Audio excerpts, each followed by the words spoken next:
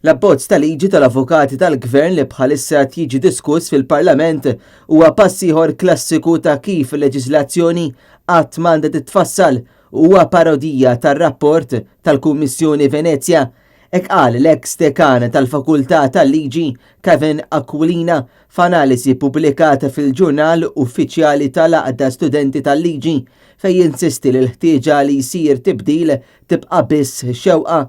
Huwa sostna li dan l-abbozz huwa qasir u għandu difetti fil-kunċett.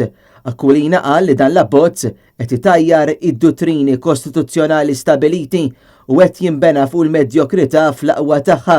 Huwa saħaq il-leġiżlazzjoni qatt m'għandha tiġi appożata f'dan il-mod.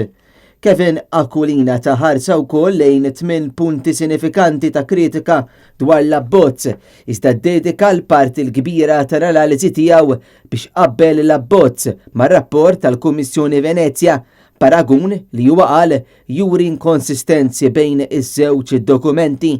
Fi kliemu mhux veru li l-Gvern qed jipplementa r-rapport tal-Kummissjoni Venezia u li qed jikkonferma mal-obbligi tal-liġi internazzjonali għaliex dan żgur mhux qiegħed isir b'dan l-abbozz.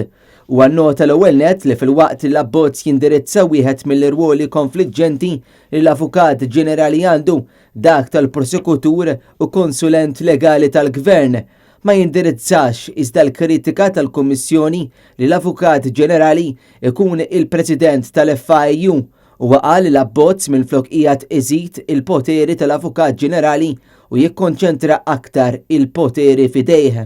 Fil-Parlament, anki l-kap tal-Oppożizzjoni Adrian D'Elia sostna li l-fatti juru li liġi kif proposta mill-Gvern tmur kontra dak propost mill-Kummissjoni Venezia, kontra l-Kostituzzjoni Maltija u kontra l-obbligi internazzjonali li Malta suppost osserva. Din hija liġi tan-niket fjakka f'ira illi tikkalpesta id-drittijiet ċari tas-saltna ta' dritt u qed tisfida u tmur kontra dak kollu li hemm fil-Venice Commission u kull fejn Malta f'dawk li huma s-setturi internazzjonali hija membru.